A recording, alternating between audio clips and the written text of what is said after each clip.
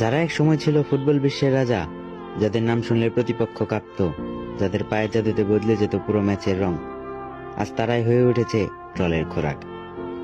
Messi, যে ছেলেটা নিজের কঠোর পরিশ্রম আর নিঃশব্দ লড়াই দিয়ে হয়ে উঠেছিল সবার মাথার মুকুট, আজ তাকে তার চেহারা নিয়ে ট্রল করা হয়।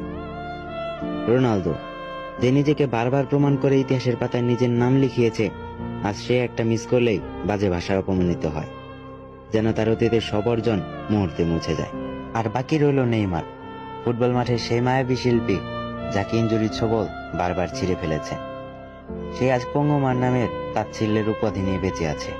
হ্যাঁ ভাই, আমি মেসি, নেইমার, রোনালদোর কথাই বলছি, যাদের খেলা দেখে আমরা স্বপ্ন দেখতাম, চিৎকার করতাম, বুক ঠুকে বলতাম এই তো আমাদের নায়ক।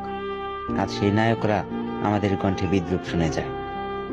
তাদের কষ্টটা আসলেই কি এতটাই অমূল্য যে আমাদের ট্রলে নিচে পিষে ফেলতে হবে?